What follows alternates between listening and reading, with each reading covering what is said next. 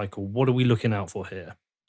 Yeah, so I would define a super cycle as a cycle that either has a more intense bull run or a very weak bear market. So essentially, we could see Bitcoin, if the very hyper bullish scenario, we would see Bitcoin go past what everyone is predicting is 200, like $100,000 to $300,000 final price in this bull run.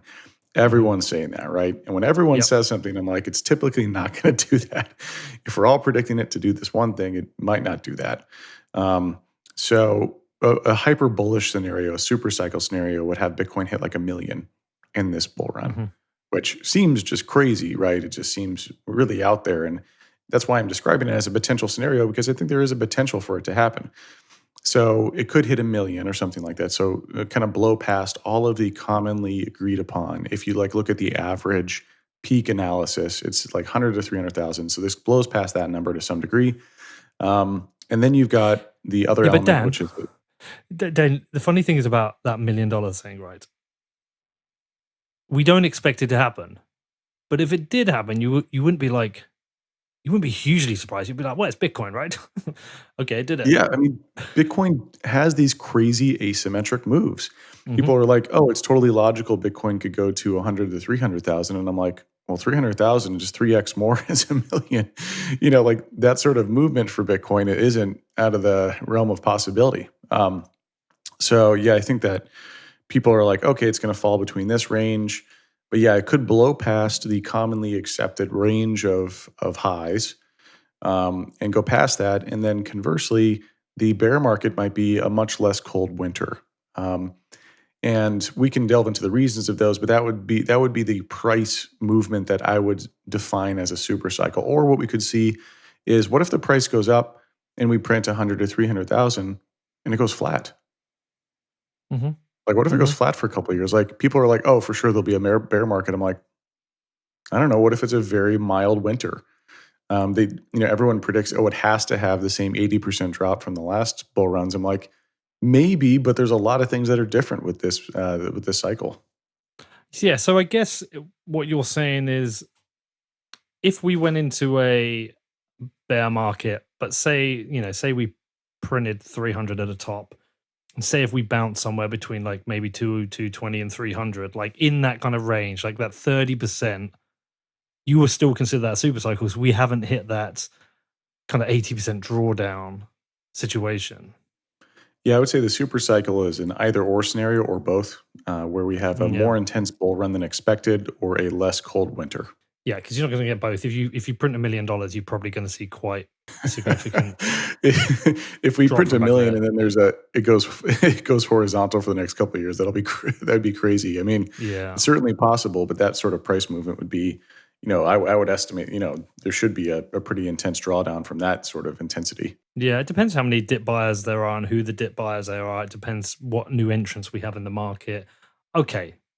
Okay. So I guess then the time frame you're looking at is, if we have a more intense bull run, it's between here and the end of the bull run, which could be, let's give it a broad range of between November and February-ish. That's like a good catch-all for all scenarios. And then the drawdown probably over between now and, say, you're looking, probably mid 2024 is when we tend to see.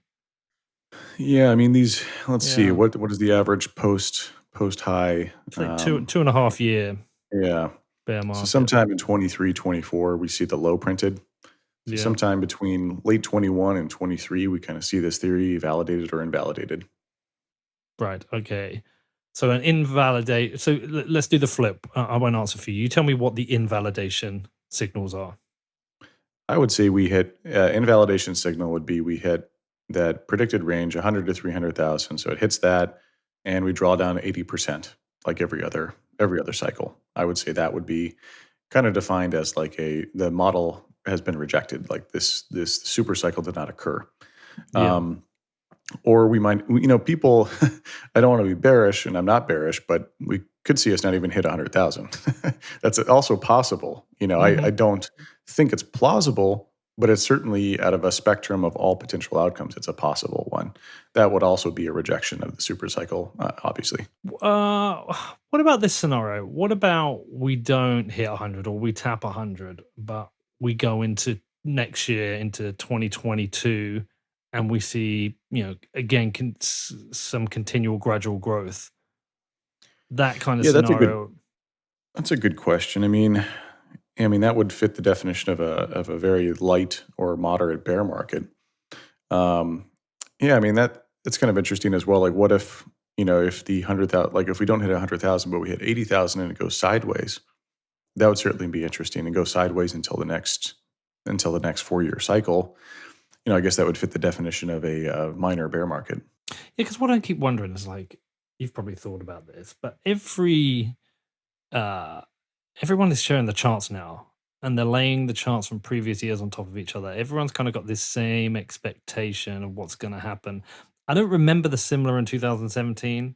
I just don't remember that. Maybe it was, maybe I was a noob, whatever, but I just don't remember the charts being laid on top of each other, because I guess, it was only two previous cycles. The first one was very early Bitcoin. So it was coming into a third one. Now it's kind of, history has repeated itself twice. This third time looks like it's repeating itself. I just feel like, who's going to front run who, when they're looking to sell?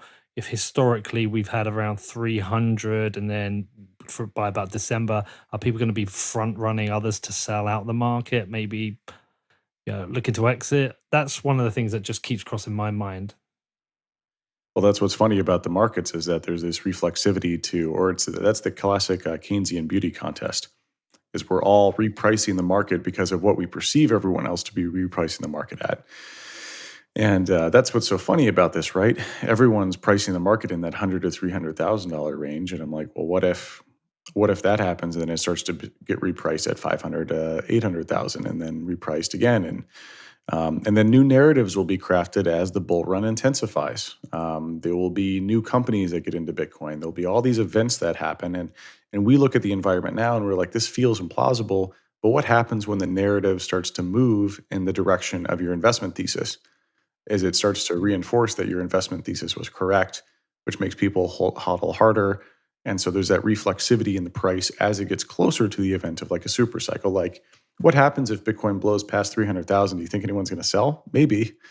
But then all of a sudden the super cycle chatter becomes like really intense as the reflexivity of folks wanting a narrative that fits what the price is doing starts to kick in.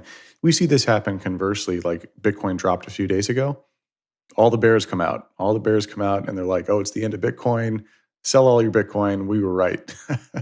And then quickly the market rebounds and then boom, all the bears disappear. So kind of a similar vein of that, as the bull market intensifies, the bullish narratives intensify, which creates a reflexivity of folks believing that these more previously implausible outcomes. I mean, again, the super cycle came out in 2019. This was not a bullish year for Bitcoin. This was very bearish.